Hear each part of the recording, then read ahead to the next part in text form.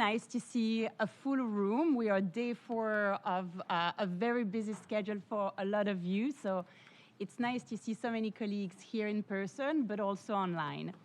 Excellencies, distinguished delegates, ladies and gentlemen, a warm welcome to this side event, Strengthening Armed Violence Prevention, West Africa Insights to Transform Words into Action. A warm welcome to our online participants. I've heard that over 70 colleagues registered, so there's definitely a lot of interest for the topic today.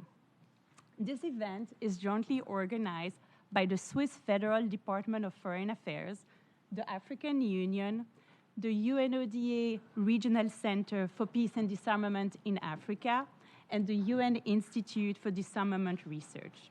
It takes place, as you all know, in the context of the NICE BNL Members of Meeting of States of the UN Program of Action. I'm Diane Scheinberg. I'll be your moderator today.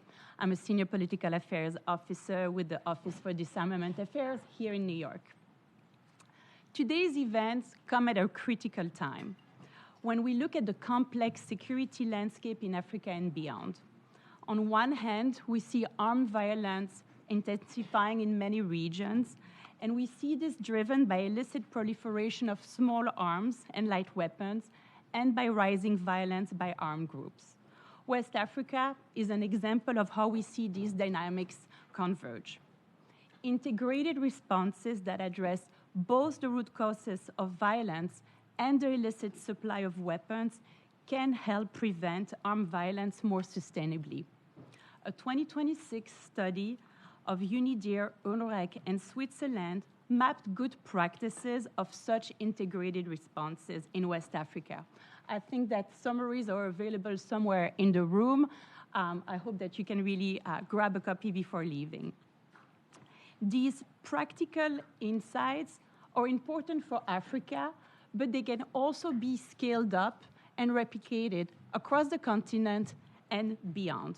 And this is also, I think, an important set of good examples that can be used in country, but also evidence for policy development and the intergovernmental conversations and dialogues happening here in New York.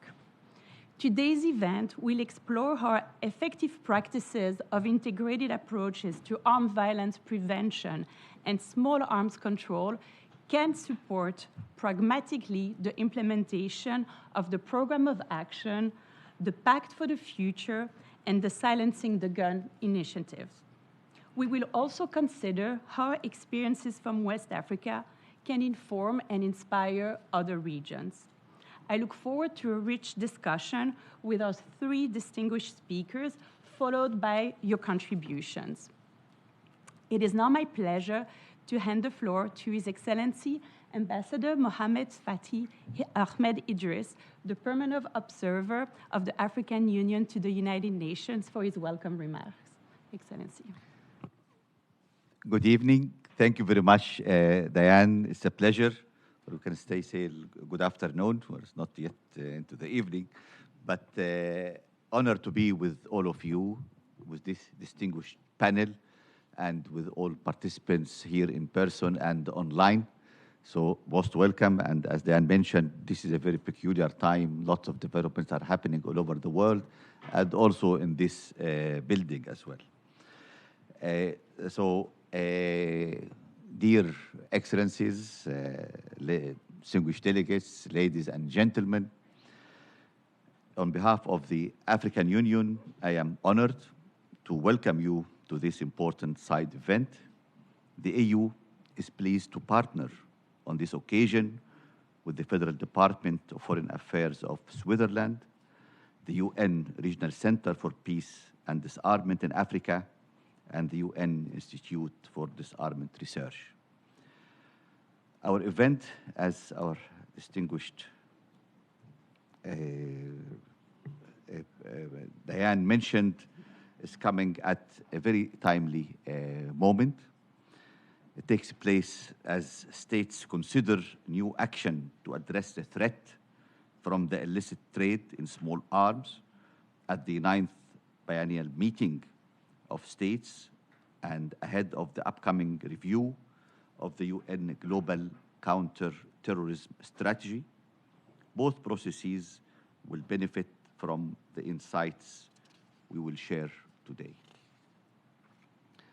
The timing is also relevant to the security situation on the African continent. Despite the sustained efforts of the African Union, the regional economic communities, regional mechanisms, and our international partners, armed conflict and violence continue to pose a significant threat to peace, security, social cohesion, and development in Africa, with West Africa among the regions where the threat is most acute. The role of small arms in igniting, intensifying, and sustaining this violence is well recognized.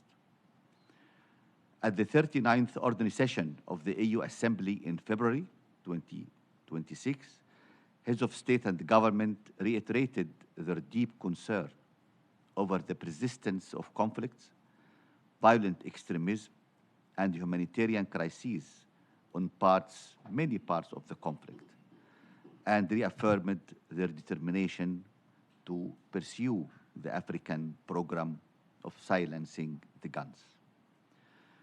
The African Union's approach has consistently emphasized that violent extremism, armed violence, and illicit weapons proliferation must not be treated as separate challenges. They are driven by shared structural factors: weak governance, marginalization, lack of trust in institutions, porous borders, and limited socioeconomic opportunities. Addressing these requires integrated preventive and people-centered responses.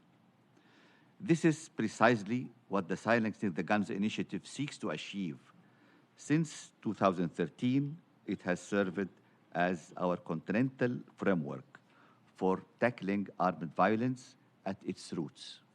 The AU Master Roadmap of practical steps to silencing the guns combines measures to prevent illicit small arms proliferation with measures to address the root causes of violence. At the 39th Assembly, heads of state emphasized the urgent need to review and update the roadmap to ensure it remains flexible, adaptive, and responsive to the changing dynamics of conflict and insecurity. That review was launched in May 2026. The AU is also strengthening its analytical and operational base.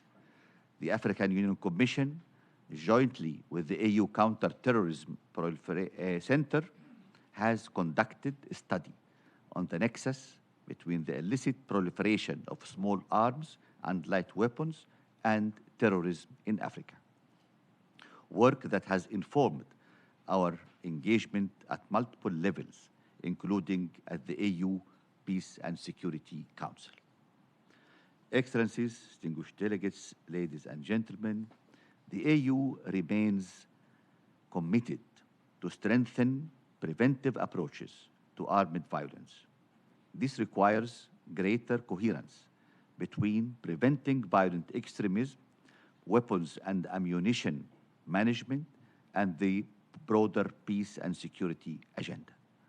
It also requires operational mechanisms to support institutional coordination, cross-border cooperation, data sharing, and early warning, with pilot initiatives that translate integrated approaches into practical results on the ground. In conclusion, preventing armed violence cannot be achieved alone. It requires partnerships. We therefore welcome the joint initiative that Switzerland, UNREC, and UNIDIR are taking forward to promote integrated approaches to armed violence prevention and small arms control. And we appreciate the close cooperation with the EU in this endeavor. Partnership also means learning from one another. I am really pleased that our event today brings West African good practice to the global policy debate here in New York. Such exchanges are vital to ground policy commitments in field practice and to show how implementation works. Africa has much to offer in this regard. The African Union looks forward to continued collaboration with all partners in advancing integrated, preventive, and people-centered approaches to armed violence prevention and small arms control. I thank you very much. Thank you, Ambassador, for outlining some of the joint and challenges that we see, some of the African Union solutions and opportunities, and also highlighting the need for regional and cross-border reflection on how we can address those challenges. I now invite Mr. Oliver Ohn, the Deputy Permanent Representative of Switzerland to the United Nations, to deliver his opening remarks. Thank you so much, Diane, Ambassador Adjes, Excellencies, dear colleagues. It's a real pleasure to speak to you this afternoon on behalf of Switzerland. And I'd like to just acknowledge and appreciate the great partnership that we have with the different partners that are represented here. Of course, the African Union, we really value what we can do together with you. UNIDIR, UNREC, and a number of West African institutions that are represented here and online. It's a real pleasure to be working together with you. And allow me to start on a personal note. I happen to have been posted to Addis for a 3-year posting. And two things that struck me while I was there. One was when you go to the AU, when you go to AU-related events, there is so much expertise from the AU itself, from member states, of course, from the UN, from civil society. There's lots of knowledge of what works and what is required. But this knowledge needs to be captured. It needs to be structured in a certain way, shared, and then plugged into other policy fora to make a difference. And the second thing is, you mentioned, Ambassador, silencing the guns. If you go to the Peace and Security Council room at the AU, there's this big poster that says that. So there is a political consensus on that. That is something that is a shared commitment. Yet the poster, as much as it's there, doesn't yet by in of itself create the effect that it is intended for. So we need to do exactly what the title of this side event is about. We need to transform words into action, and for that we need the expertise in a very specific way. So I think it's a really fitting setting that we have today, and I look forward to the different contributions by the panelists. In West Africa, we estimate 11 million civilian-held firearms. That's the number that we currently have. This is the highest concentration of small arms on the African continent. And we have seen that the diversion, the illicit proliferation and misuse of conventional weapons and ammunition can and does exacerbate violence, fuels conflict, leads to human rights violations, and enables criminal and armed groups' activities. Across the region, the steady supply of these weapons facilitates armed violence, which then in turn leads to more demand for weapons, so that's a vicious cycle. These challenges share political, socioeconomic, and cultural root causes. Some of them were alluded to: weak state presence, distrust in institutions, socioeconomic marginalization, or unemployment. So that's why something needs to be done. And we teamed up, UNIDIR, UNREC, and Switzerland, to bring together in 2023 for the first time a workshop with West African stakeholders that explicitly recognized the link between countering the illicit proliferation of these weapons and the prevention of armed violence, that there is an intrinsic connection between those two, and called for an integrated approach to address that. This is what started the initiative that we're talking about today. The seminar also recommended that a study be undertaken to look more in-depth into that, and this is something that we always say at the UN, also here in New York. We need an evidence base for our decision. We can agree on the big picture, but we need data, we need facts that then bring us forward. And so that was done across West Africa in 2024 and 2025, and offers the solid evidence that we need based on existing practice and concrete pathways to strengthen our action. A second workshop then took place in Lomé in November 2025, where the findings were discussed, and the study was launched in February this year. And we're very pleased to bring it today to BMS 9 of the Program of Action on Small Arms and Light Weapons. Our engagement in this field is not new. We've been working in West Africa on these issues for quite some time, for more than a decade, because we are convinced that different strands of action need to be connected. The weapons control and the peace-building sphere cannot be pursued in isolation from each other. The conviction that we have is that conflicts are not resolved by weapons, but by tackling the proliferation as well as the root causes. And the expertise that we can then bring to the table in areas like dialogue, facilitation, and peace processes, I think can also be a contribution to tackling these challenges together. More generally, also from a New York perspective, when we speak about what the UN is there for in these dire times, why do we have the UN, why do we need it? The answer you generally hear is peace and security, human rights, and sustainable development. I think for the African Union, the answer would be very similar, and silencing the guns would be one core reason of why the AU was established in the first place. So we share that commitment, but we need to make it real and concrete, and we owe that to the people on the ground because they are not that interested in the resolutions and the wordings that we find. They want to see concrete, tangible results. So that's what we're here for. It's also related to the Pact for the Future. We speak a little bit less about that these days than we used to, but it is a consensus agreement. Let's not forget that. It was adopted by all the member states by consensus, so that is still a very relevant basis for us. Silencing the guns is another one, and Switzerland will continue to support these activities, and the West African experience for us is a very concrete step, and as Diane, you mentioned, could then be expanded to other areas. So we see this as a contribution also to a wider conversation. And with that, thank you so much. Thank you so much, Ambassador. And I think that you really planted the scene on how this very interesting partnership also, when you think about it, bringing different parts of the UN system, looking also at a great partnership with the African Union is coming together, which I think is also timely when we think about all the reflection ongoing on UNIDIR and how we want the system to work together. I think that this is also, as you said, a nice connection between an evidence-based approach that can inform political processes and intergovernmental processes. So thank you so much. And also on behalf of all the partners, thank you for believing in this approach and supporting us.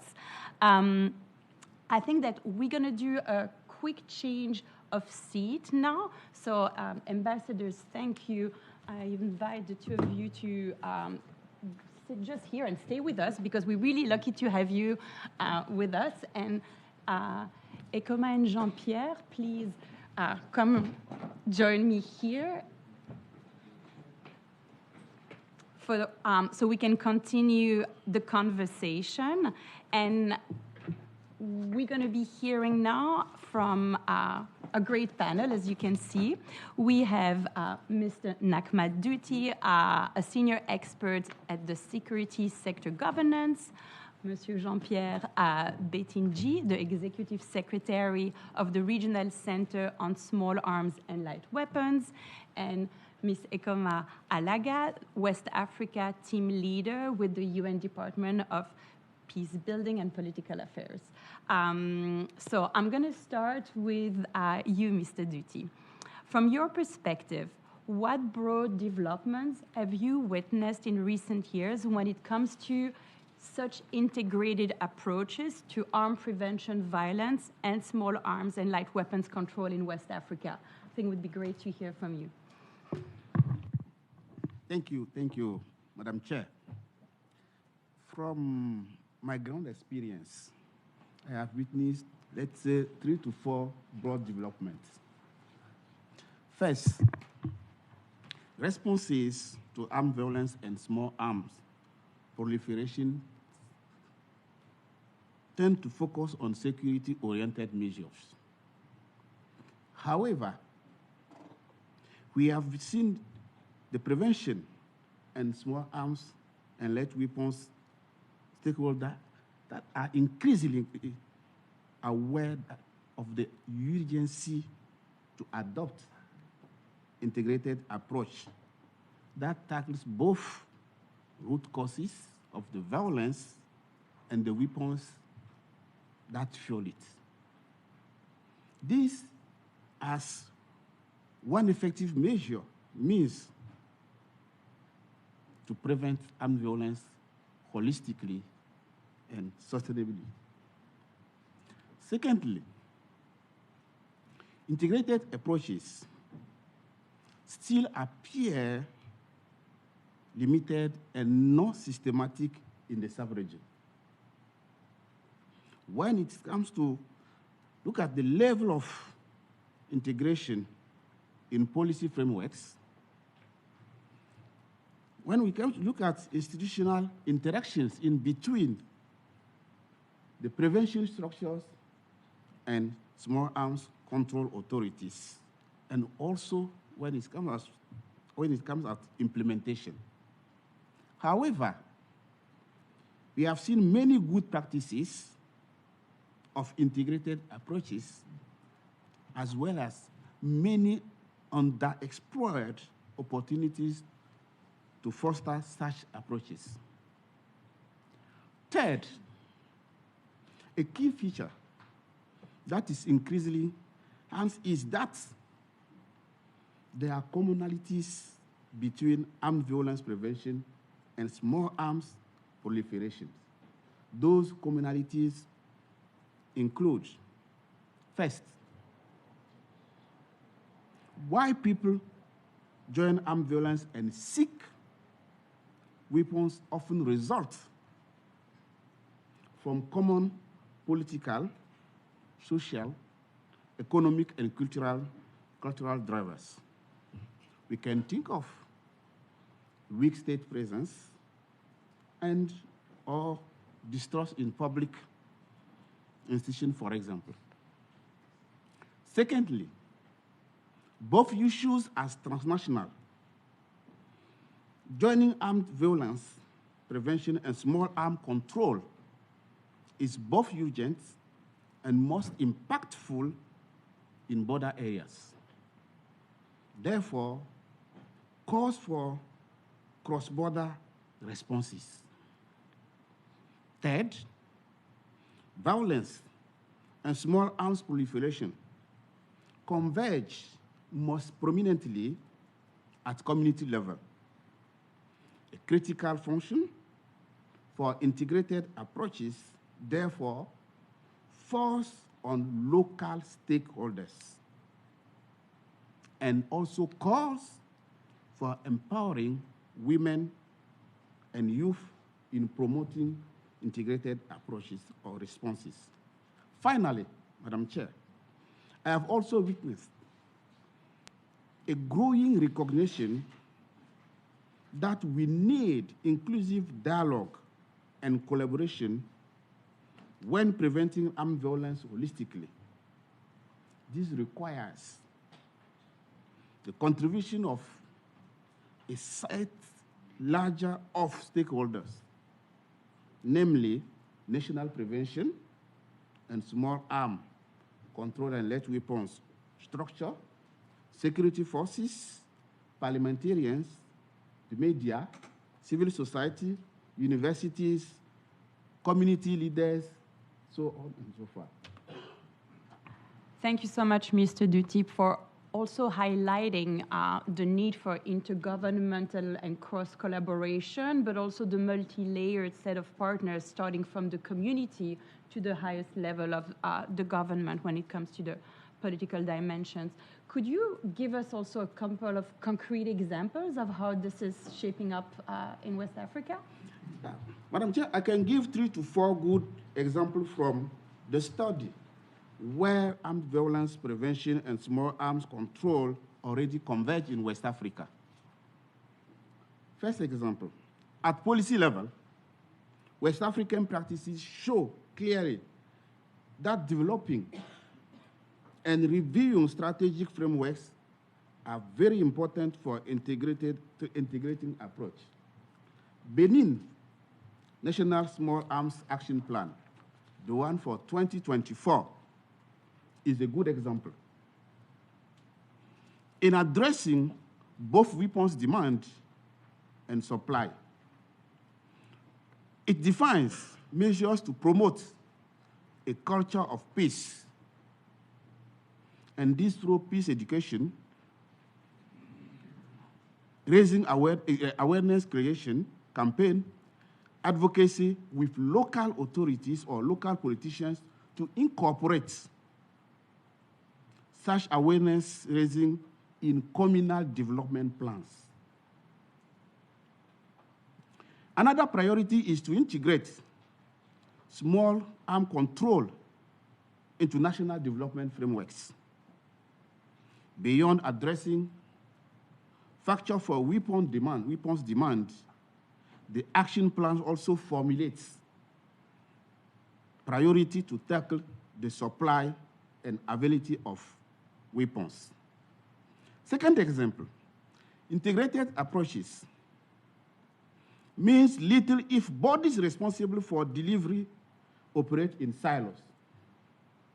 Coordination of government mechanisms for violence prevention and small arms control goes a long way, as witnessed in Nigeria. In Nigeria, for example, the Office of National Security Advisor houses both the National Center for Control of Small Arms and the National Counterterrorism Fusion Center. These are eased interactions with still untapped potential to stronger joint programming. Interesting to note also the role of strategic bodies, such National Security Council, as it is the case in the Côte d'Ivoire, seen to be practical cross-sectorial coordination mechanism. This is also the case for the Gambia. In collaborative guidance, at the time when the NATCOM and the National Intelligence Coordination intends to further strengthen engagement on prevention aspects. Thirdly, let me also give you a good example of operational practice. In Côte d'Ivoire, again, for example, the NATCOM engages dialogue with communities, not just to sensitize them on the risk of proliferation of weapons, but also to nonviolence and the prevention of radicalization. These often with traditional leaders and women's groups as key players. Likewise, the voluntary surrender of small arms has proved most sustainable when combined with the provision of socio-economic alternative addressing drivers for weapons demand, as it is seen in the Gambia, in some other African countries. Thank you, Madam Chair. No, thank you so much for bringing to the conversation the very concrete examples from Benin, Côte d'Ivoire, and Nigeria. I would like to turn to you now, Mr. Betinji. Could you maybe share with us, after hearing those concrete examples, what do you see in terms of opportunities to replicating some of these approaches to Central and East Africa? Thank you, Diane, for giving me the floor. First of all, allow me to thank the organizer for extending the invitation to REXA, which is a regional center on small arms and light weapons in the Great Lakes region, Horn of Africa and bordering states, 15 member states. So our main mandate is to prevent, control, and reduce the proliferation of small arms and light weapons in the region. So,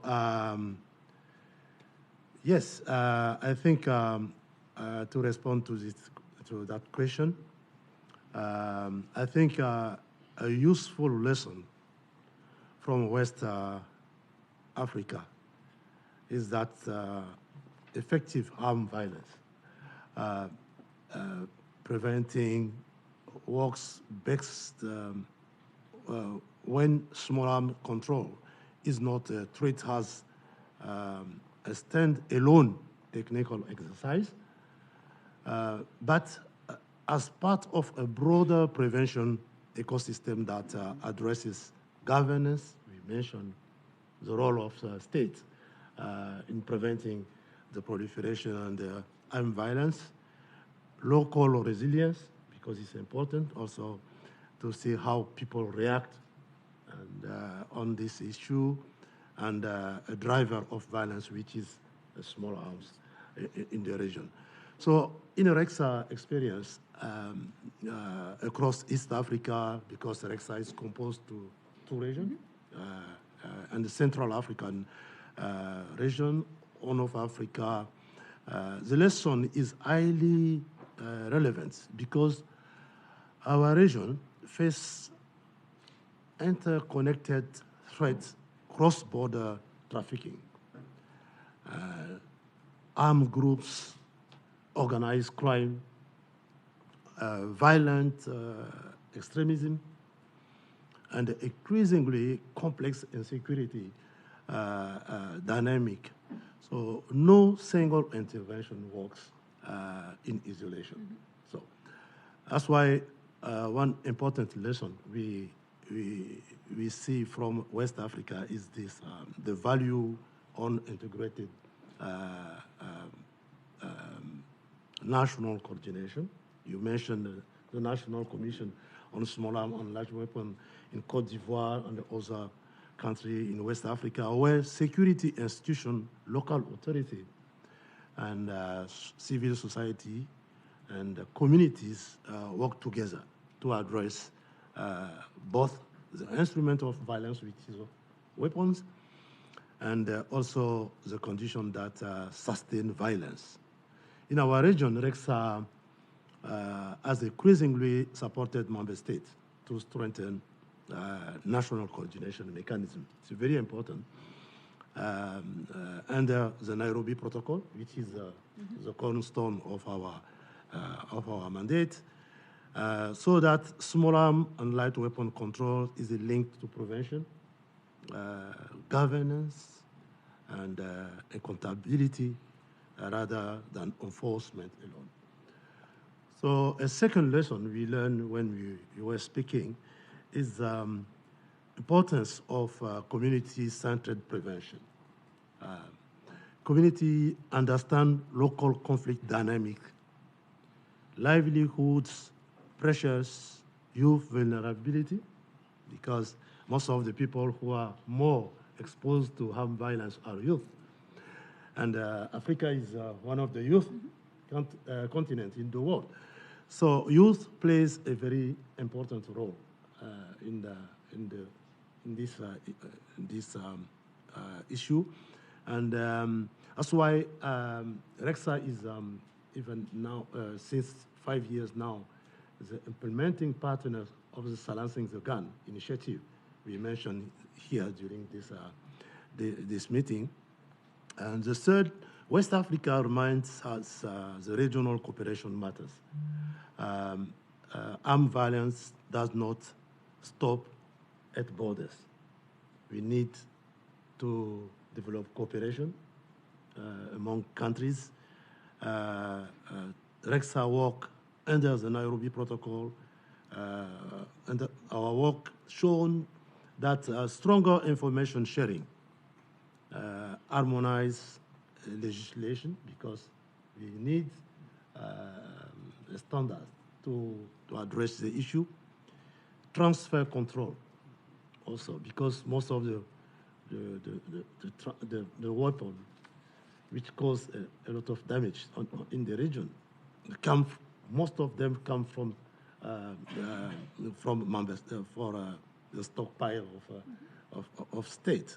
So stockpile management is also important to be addressed, and to reduce diversion risk and strengthen prevention across states. So for us, the lesson is clear: integrated approach succeed when they combine prevention, governance, community trust, and the regional cooperation.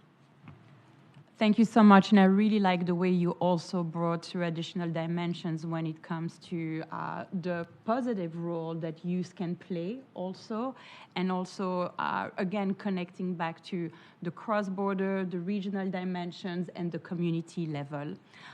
Moving on maybe back to the global level and thinking also about the Pact for the Future as a key policy framework.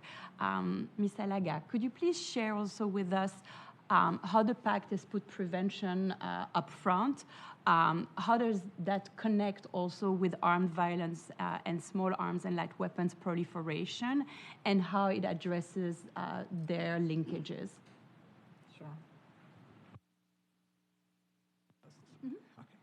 So thank you, Diane, and thanks to the organizers as well. A lot has been said, so I'm just going to try to highlight some of the transformative commitments that the Pact brings. So the first thing to say is, from the examples we've heard, some of them are reactionary, some of them are, more proactive. But one thing that the Pact does is to really ensure that we are not working in silos. It's really emphasizing the need to address some of these risks that are interconnected through integrated approaches. And so to that extent, the Pact elevates prevention in and of itself as a core organizing principle for international action. So really ensuring that we all collectively ensure greater investments in addressing the drivers of conflict before they actually escalate. Second point that I want to flag is that it requires joined-up approaches, whether we are tackling issues of conflict, violent extremism, terrorism, violent transnational organized crime, and illicit arms flows. It requires that interconnected joined-up approaches, as was already highlighted. But then it also reinforces the importance for regional solutions and the role of regional organizations as well in addressing these transnational threats. So for me, looking at West Africa, some of the concrete examples to highlight, which some are already covered by the study, is work that is being done, for example, in the context of the Lake Chad Basin, and I see Mario sitting right there. The implementation of the regional stabilization strategy is one that really increasingly calls for combined approaches that looks at the security responses with governance, recovery, social cohesion, and reintegration. We've also had examples from various countries in the region that are actually investing in prevention strategies at the national level that link community resilience and local engagement with the border security efforts to address illicit arms flows. At the sub-regional level, ECOWAS is also engaging actively in this area.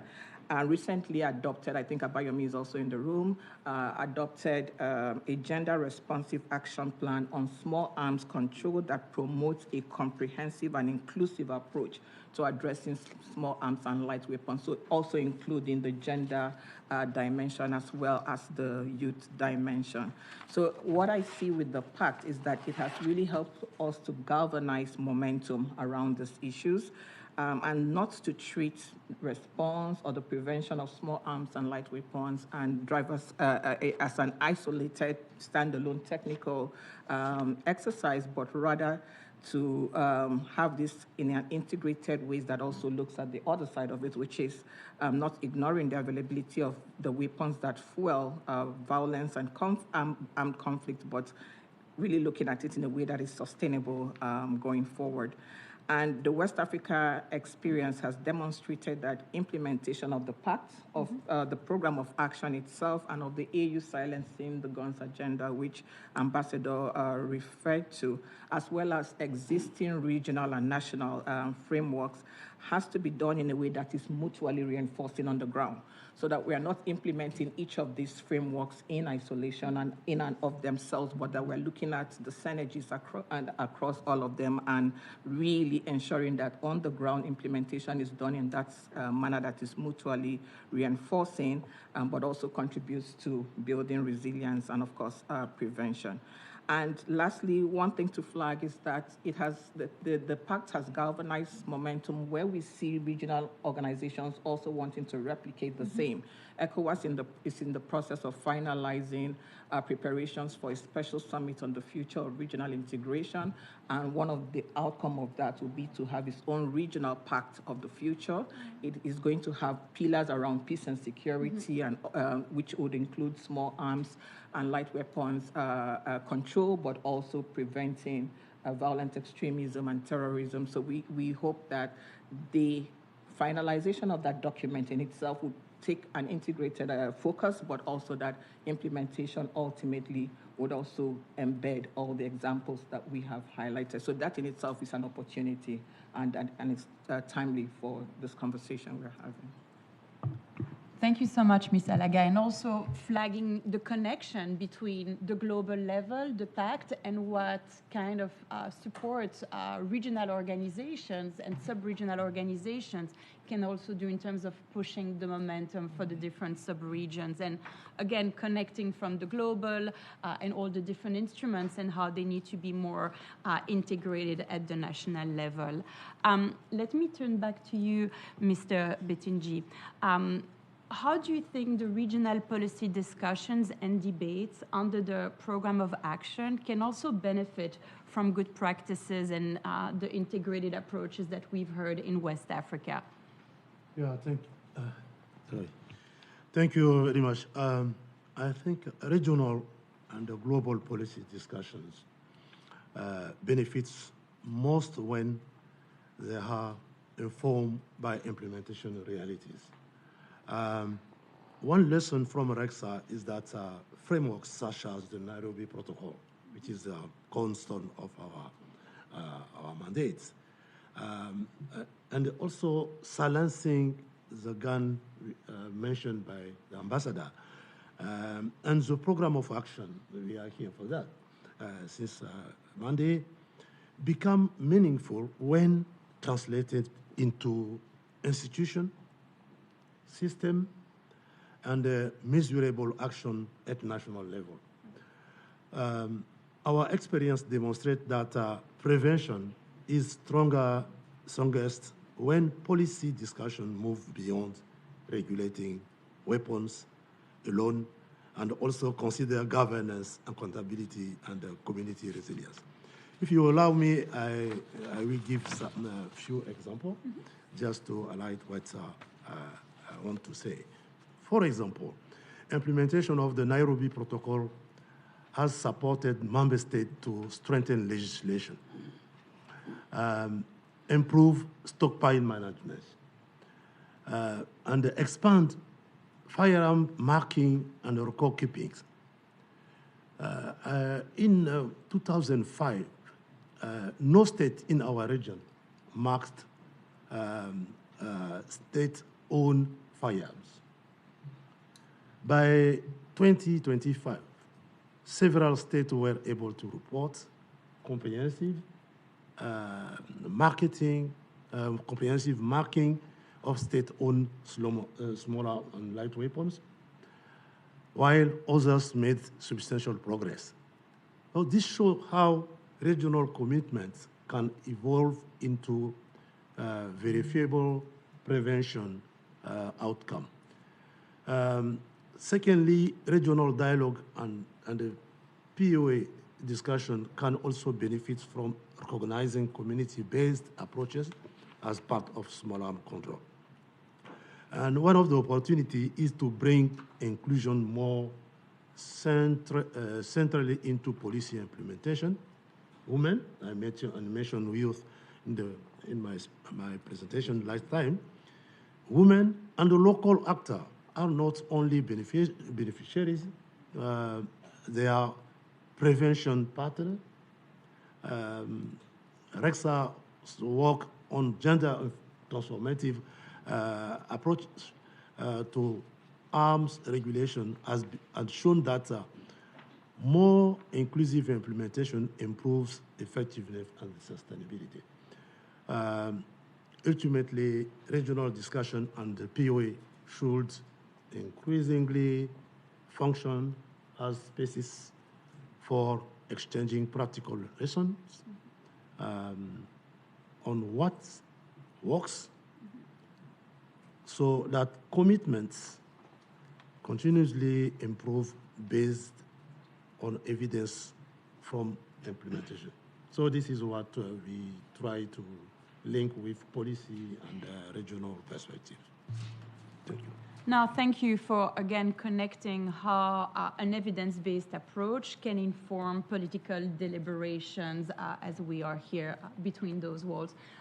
Mr. Duty, do you want to add anything on this? Yeah, what I can add is really to make policy implementation more concrete and adapted to the context at national level, local level, even, and to inspire the international level. I think making these connections is very critical to get success in this approach. Yeah. Thank you. I think that maybe another entry point that we should keep in mind is how do we use this approach to mainstream small arms and light weapons control into national development plans, into peace-building strategies and SDG implementation, because that's also how we connect something that is seen as a very security heavily focused approach with broader. And I think that's also how we play this role of integration. And I also think that you touched upon it a little bit on the importance of measurable action. And I think that for me, that also leads out, how do we use and make a good use of indicators? We have different partners monitoring different things, different type of perception surveys, and I think that bringing those insights together, we could also showcase the impact of these integrated approaches. Turning back to you, Ms. Alaga, I think it would be great to hear also from you in terms of some of the openings that you see on the continent in terms of opportunities for integrated approaches, and how do you see this topic connected with the implementation of the Pact? Thank you. That point, which is, I think, is still timely and an opportunity we can collectively seize, is this ongoing process to have a regional pact of the future. So that is definitely one. And a second point to also flag is that the African experiences help us to move from just looking at the frameworks to actually having real conversations on the operationalization of these frameworks. And so, just having platforms where we can share experiences of what is happening, what is working, what is not working is good. Again, coming back to the Lake Chad Basin stabilization strategy, which demonstrates that linkage between security, governance, development, and community-based prevention. We also have the Lake Chad Basin Governors Forum, which in itself is a policy and decision-making platform. So ensuring that those, the reviews and the monitoring of progress and implementation fits into those kind of policy spaces, and that in turn it informs policy would be a second. A third point to highlight, and you touched on it, Diane, briefly, is that the African experience, especially in West Africa, also suggests that we should have a broader way we measure success. Because oftentimes when we look at success, we're talking about how many frameworks have we adopted, legislation adopted, stockpiles secured, weapons collected. It really has to go beyond that. All of these are important, but it has to go beyond that. And the question is, how do experiences from the community level, from the national level, also inform what we measure in terms of success? So like we've heard from the examples of Benin, Côte d'Ivoire, these are all important initiatives and frameworks, but in terms of measuring success, we also need to look at to what extent are these also helping to rebuild trust at community level between citizens and institutions. To what extent is it actually helping curb the recruitment of violent, of youth, for example, into violent extremist groups? And to what extent are communities becoming more resilient? So in terms of how we measure success, that's another opportunity. And then the fourth is in terms of regional cooperation, whether it's in the context of the African Union, ECOWAS, the Lake Chad Basin. There's increasing recognition in and of itself that this integrated approaches is one way to go. And we just need to find a way, as has been said, to kind of strengthen cross-regional learning. Creating that space for those kind of exchanges would also be useful. And maybe a last point to make is also that the African contribution and West Africa contribution to the implementation of the Pact or the POA or any other framework is not only a political commitment. I see it also as a growing body of practical experiences that demonstrates concretely that sustainable prevention requires these integrated approaches. So I think the point was made earlier, how do we document some of these best practices as the study has contributed to, but how do we do this in a more systematic way and feed that back into policy spaces? That would be my suggestion. No, thanks. And I think this point also on how do we manage to document the impact of the prevention. So how do we look into it and how do we connect it back, I think is a very good point. I'm going to ask the three of you to think really now at one key opportunity that you see going forward. As we said, this event is called How Do We Transform Words into Action? So what is the one action and opportunity that you see for EXA? Please go ahead. Yeah, thank you very much. For me, our experience with African Amnesty Month demonstrate that voluntary surrender and disarmament works when communities trust institution. When community trust institution, there is action. REXA can help member states expand local prevention initiative that combine awareness, inclusion, and community policing with local ownership, especially among youth and border communities. This is one of the key opportunities. And also the issue of armed violence is transnational. So solution must also be regional. Yeah. REXA can continue supporting harmonized legislation, but also information sharing. It's very important to share information and good practices. Tracing is very important because we can easily trace to know exactly the origin of this weapon in circulation in the region. And peer learning between member states while ensuring that lessons from practices feed back into policy discussion at continental and the global level. Thank you, and also for highlighting the connectiveness between regions and sub-regions on the African continent and how important it is to connect also the respective work and opportunities. Mr. Duty, do you want to add anything in terms of opportunities? Yeah, I see a couple of opportunities. My main statement is that policy shapes implementation and implementation must shape policy.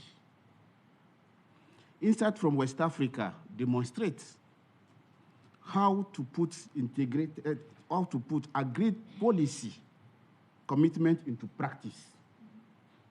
For example, there is the study that we were talking about right now that already made clear suggestion on how best to combine the two components.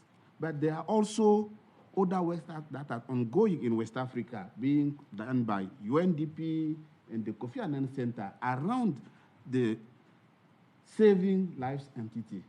And Saving Lives entity is currently being implemented in Ghana and Mali. Those are very good examples of how best to put the issues together in order to make a difference and get the most impactful on those issues.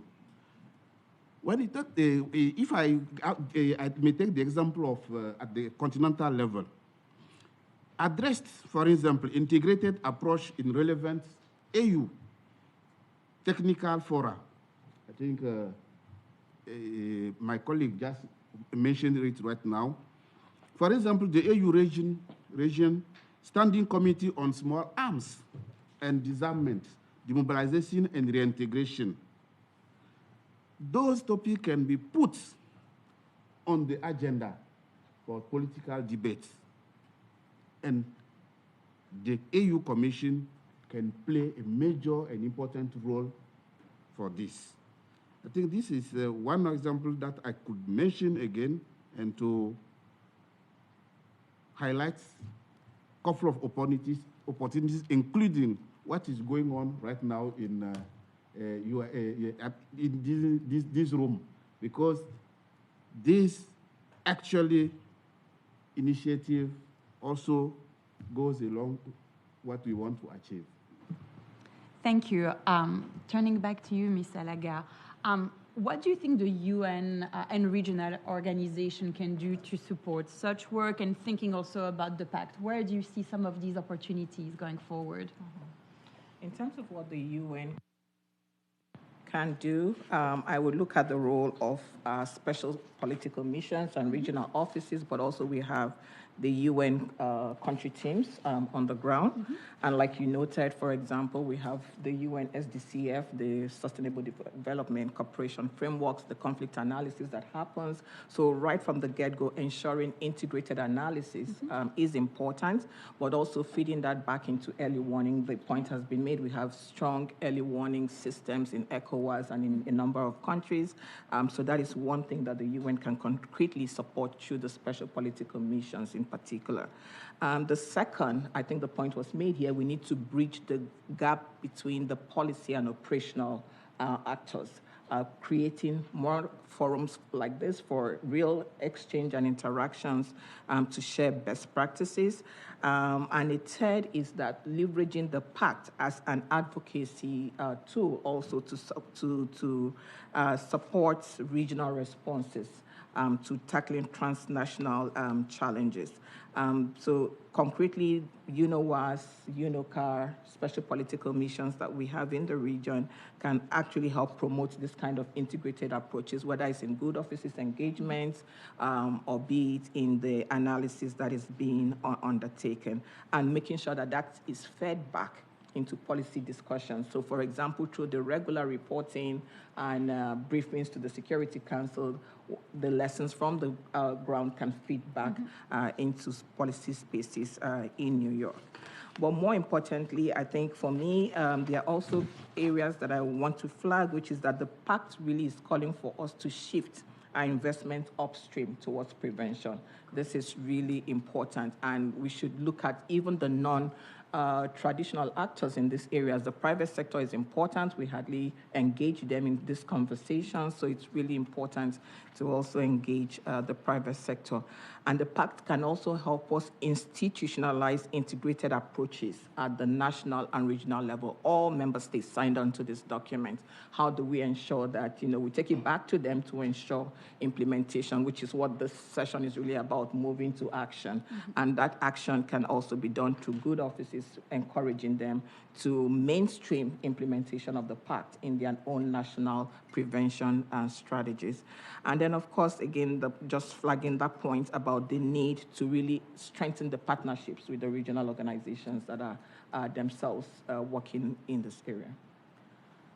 No, thank you, and I really appreciate you also putting back on the table the call for prevention and how this is also requiring joined-up partnerships, and that we all have a role to play with different opportunities, and the importance of integrated analysis, how we also make sure that all the information gets joined up to really inform this integrated approach. I'm looking at the time, and I think we did pretty much okay, and we have room for discussion, and really what we want to hear from the participants, it's now any example and good suggestions and opportunities that you see from your region or your organization, or reflection on what you see in your country in terms of integrated approaches that can inform regional and global policy making. For the colleagues in the room, please raise your hand. I will give you the floor. For the colleagues online, raise your online hand, and I will try to give the floor to everybody. And I think that when you take the floor, please introduce yourself.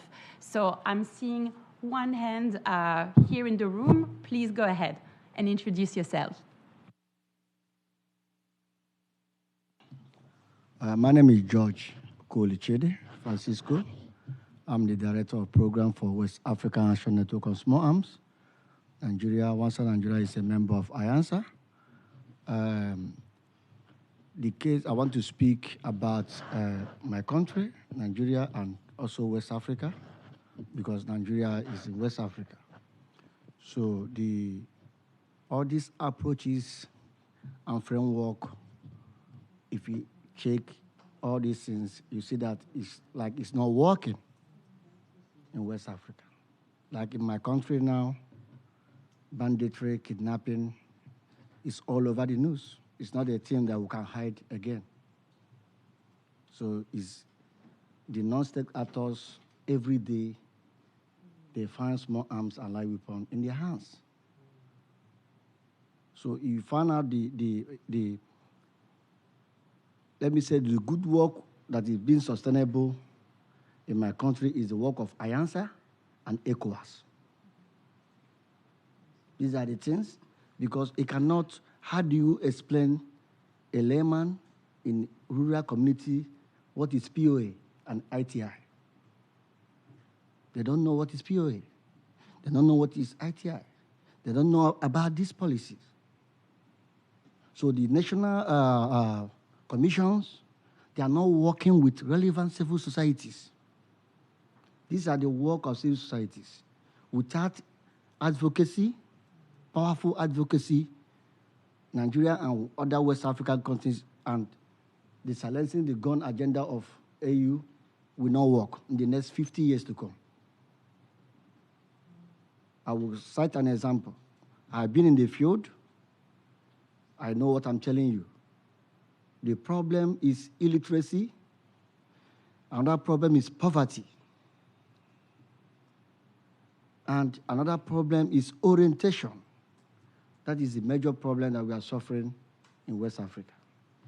The transnational syndicates, these people are ahead of us. They empowered our women in the border communities, our girls in the border communities, and some men, they empower them with money and information. So they know when you are coming, they know where you are going. Before you arrive in the community, the small children will give them intel that you are coming. So their game is ahead of us. So how do we solve this? We have to go back to rural and community advocacy. Mm-hmm. Now, I think you're raising a very good point on the role of civil society and local organizations and the importance. I think, the panelists touched upon also on the importance of the community level to connect those global policy frameworks to the reality on the ground. And I think that also the importance of partnering with civil society organizations. Totally. Yeah, exactly. No, thank you for bringing that up. And I think that we had our colleague from the ECOWAS Commission also that wanted to take the floor. Please go ahead, Mr. Adeobi. I think it would be great also to hear from ECOWAS on this perspective.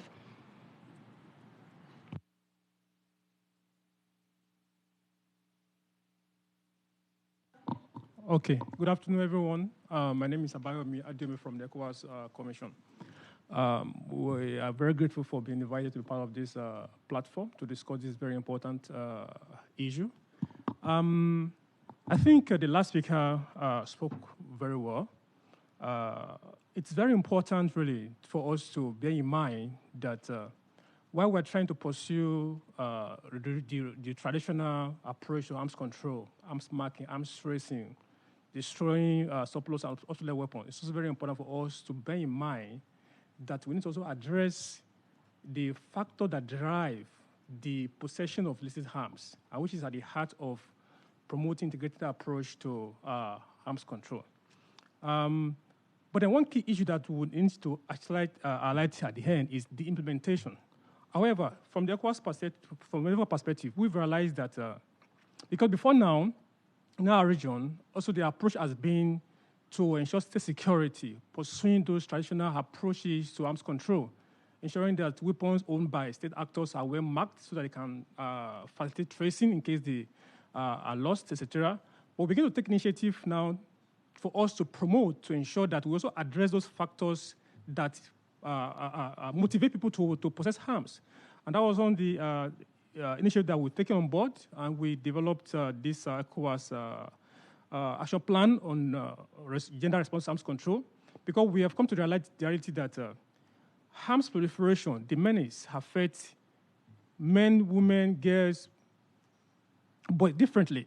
So our intervention in that regard is to see how the experiences, how the impact of arms proliferation on these different gender can be integrated into our intervention to ensure that we control arms in the region. And then one of the key opportunities that was well to highlight is that at the moment, we are also trying to ensure that the arms control intervention in the ECOWAS region is integrated into our approach on counterterrorism. The ECOWAS has developed a counterterrorism framework strategy, which is a very comprehensive, holistic regional framework to address extreme violence in the region. That has three major pillars: to prevent violence and extremism, to pursue in terms of prosecuting and ensuring that arms groups are curtailing their interventions in their activities, and also to reconstruct. But I'd like to emphasize more on the preventive aspect of it.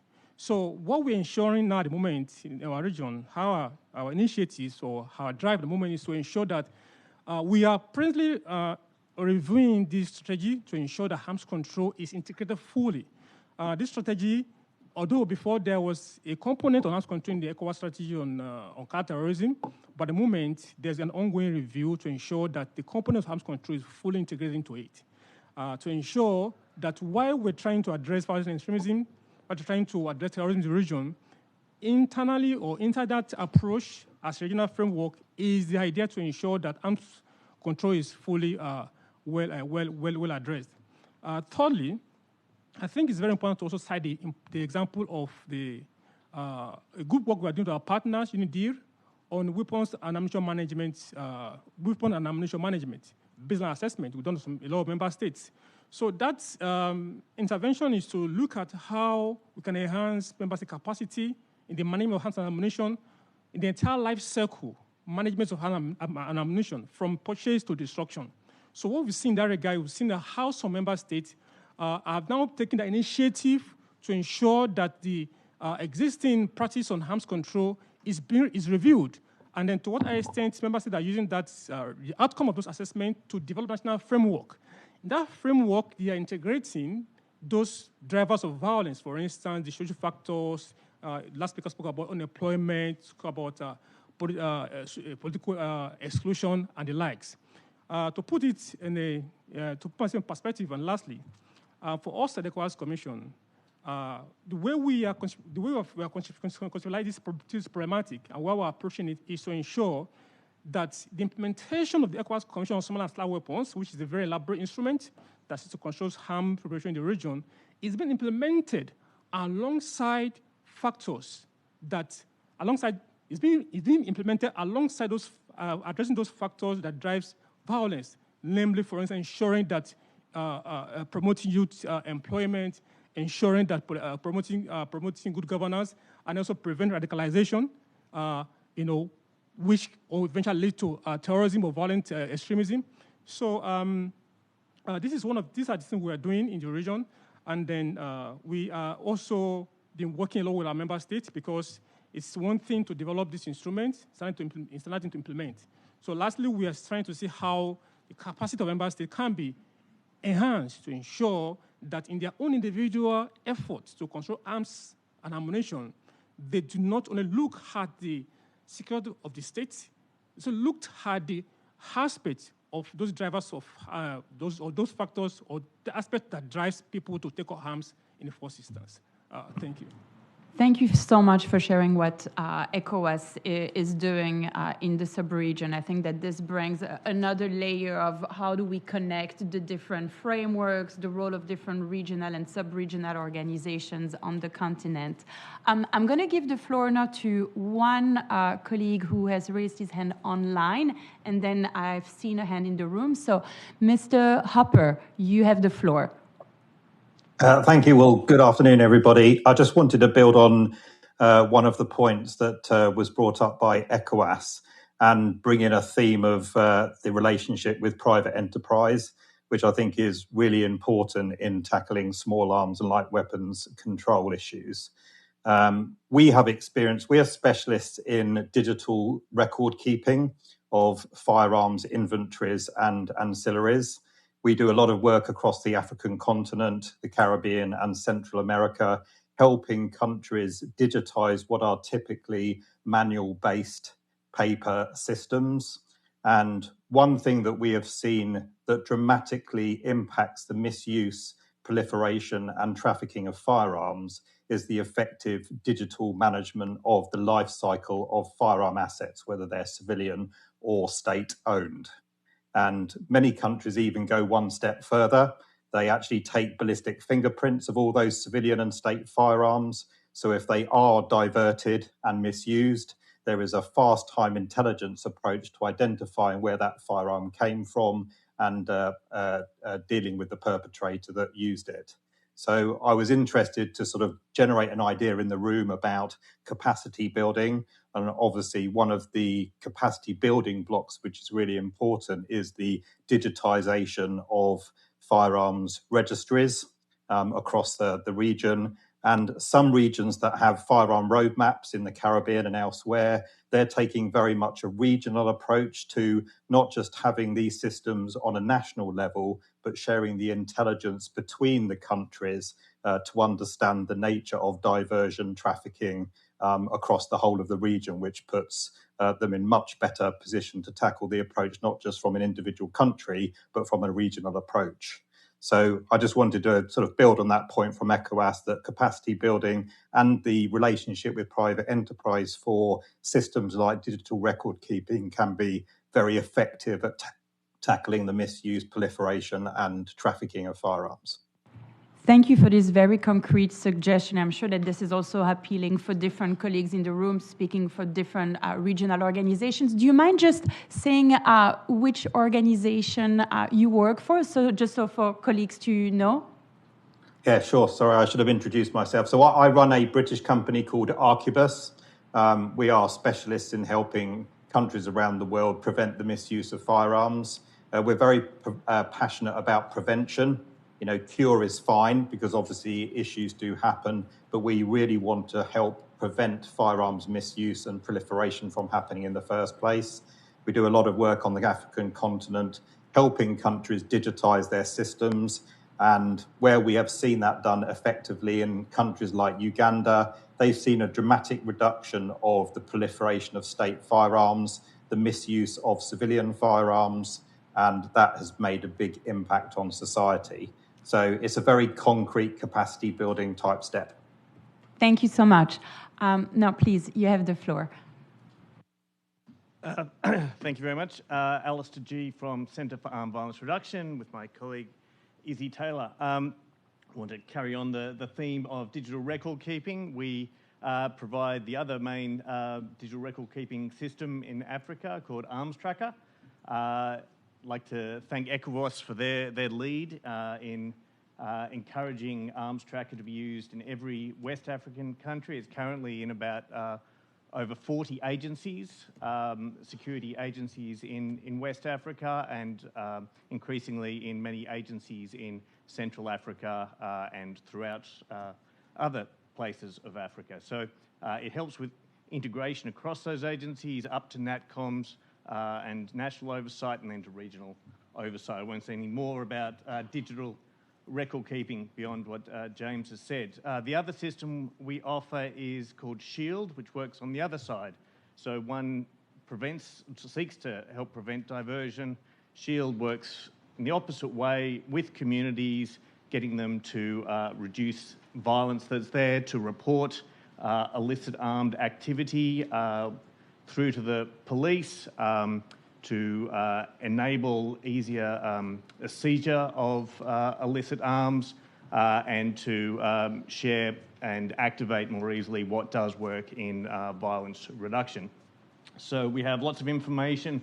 Apologies for those who have already received all our folders several times this week, but we have many more with information on these two systems. Our dream, finally, is to offer this to every African country, both systems, to support you for decades to come or for as long as you want to use them. So thank you very much. Thank you. I'm going to take two more interventions, one from the room and one online. Please, go ahead. Thank you very much, and thank you for this conversation. My name is Theodora Williams-Anti, and I work with the Foundation for Security and Development in Africa. It's an IANSA member, and we are based in Ghana. And forgive me, but I sit here and I'm very, very frustrated with all the conversations we are having. And I say that, I think I take it from Mark. He says that policy shapes implementation, and implementation shapes policy. Are we implementing these policies? And why do we keep having policies upon policies? Because they are not working.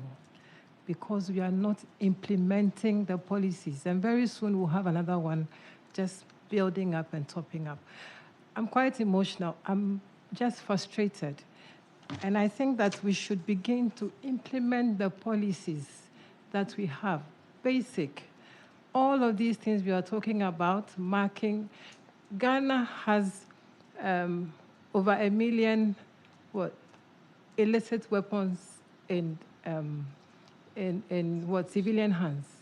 Are these, every year it builds on. What are we doing? We keep doing amnesty, we keep destroying arms. How is that related to armed violence? Do we do the research to know how these things we are doing are impacting on the citizen and all of that? I'll just end it here, but I think that the most important is to implement the policies we have, basic. Thank you. Thank you so much for reminding all of us of the importance of human-centered disarmament and the importance of impact. And I think that your voice is well heard by member states here in the room, that will continue also the conversations in the other walls over there. And I think it's a very timely reminder of that important pact. I'm going to look at the screen, and Mr. Duty had reflected on Salient, and I see Jada Greco, the Salient project manager. Maybe I can turn to you now for one more set of concrete suggestions or best practice that you want to share with the room before I turn to Paul for the closing remarks. Thank you. Thank you. I'll share a brief intervention on Salient, on the Saving Lives entity.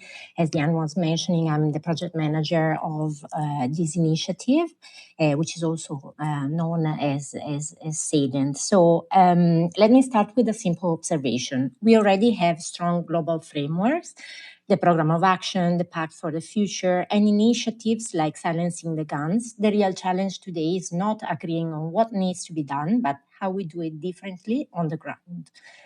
This is where the experience of the Saving Lives entity, also known as Salient, that operated in 10 countries in its first phase, including in countries in West Africa like Mali and Ghana, offers something very concrete and practical. Salient shows that armed violence cannot be effectively reduced if we treat it only as a security problem.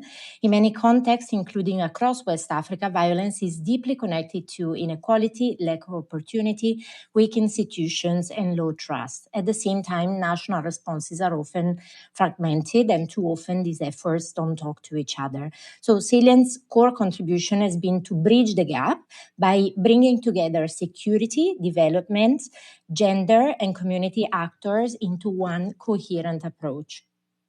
According to what has been reported by the Salient UN implementing agencies in the field, in Mali, Salient supported the development of a national action plan on small arms and light weapons from 2026 to 2030, alongside concrete regulatory tools and strengthened coordination. At the same time, it engaged over 5,000 stakeholders and supported community-based mechanisms like peace clubs, where women and youth actively work on dialogue and prevention. In Ghana, on the other side, the approach was highly operational. Training border and security officials led to actual seizures of illicit weapons.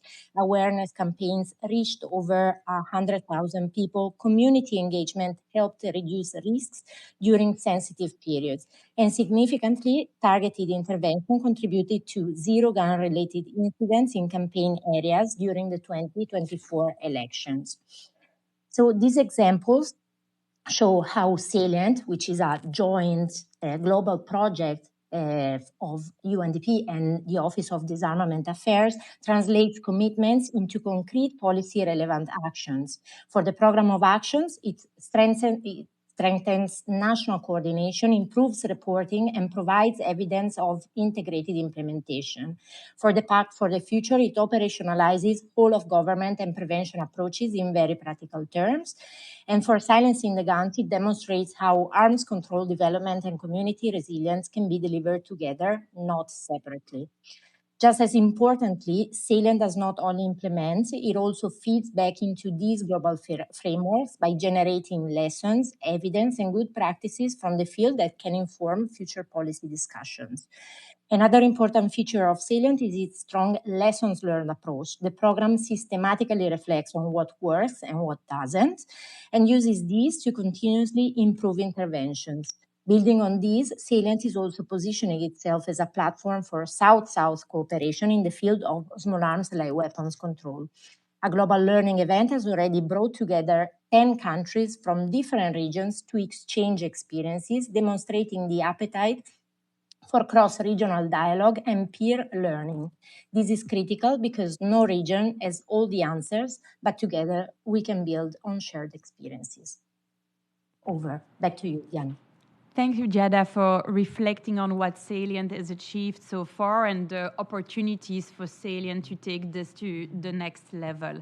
And I would like also to thank all of you for providing comments and suggestions as part of this conversation. Our organizations really see this as the beginning of a conversation that we want to sustain with all of you. I'm going to give the floor now to Paul Holtom, who's the head of the Conventional Weapons Program at UNIDIR, for his closing remarks. Thank you, Diane. Excellencies, colleagues, friends, distinguished panelists. As we've heard, armed violence and illicit small arms and light weapons proliferation in West Africa and many other parts of the world are interconnected issues. And therefore, UNIDIR, Switzerland, and UNREC initiated an innovative dialogue on integrating responses to these threats in West Africa in 2023. We sought to break up silos between stakeholders who share a lot of common interests, challenges, and opportunities. And we saw it as a way to tackle both the illicit supply of small arms and light weapons and the root causes of armed violence. And ultimately, it's a way to strengthen the holistic, sustainable prevention of armed violence. Our study, released in February, and I believe summaries available behind me, marked an important milestone for this initiative, and another milestone was today's side event. And I'm pleased that we've helped advance our collective thinking on how effective practices of joining up efforts to prevent armed violence and counter the illicit proliferation of small arms and light weapons can tangibly implement policy commitments that we discuss here, the Program of Action, the Pact for the Future, and also those discussed in Addis with the African Union's Silencing the Guns. It also showed, I think, how insights from the ground can effectively feed back into the policy debates here in New York, in Addis, and in regional capitals. And in addition, I'm delighted about the exchange of experiences on integrated approaches we've heard across different regions. And this is really at the core of our initiative. Dialogue is essential for inclusive and effective joined-up approaches, and there's a lot to learn through cross-regional exchanges, such as we've heard today. It's great to share opportunities, but also just as important to share frustrations, share information on what works and what doesn't work. And looking forward, we see a strong commitment by key stakeholders in West Africa and Central Africa to operationalize the linkages between armed violence prevention and small arms and light weapons control.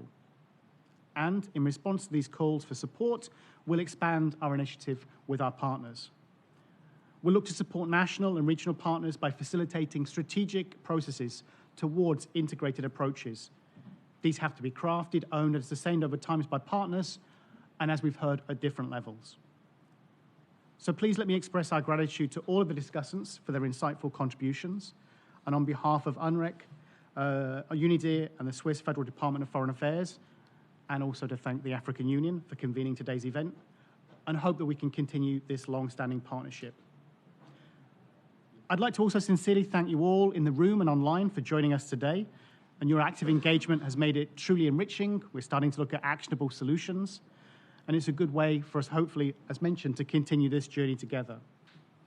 On a personal level, I wish you all a great end to the week, and I hope your favorite team advances in the forthcoming World Cup. And rather than pay $2 million to sit next to Gianni Infantino, maybe invest in some of the great initiatives that have been shared today in the study and in the presentations by the speakers. Thank you, and enjoy the football. Thank you, Paul. And I think we can really clap for all the great panelists. Thank you all for joining us today. Thank you for the online participants. We're really happy that we were able to have all of you in the room. Have a nice afternoon. Thank you. Thank you.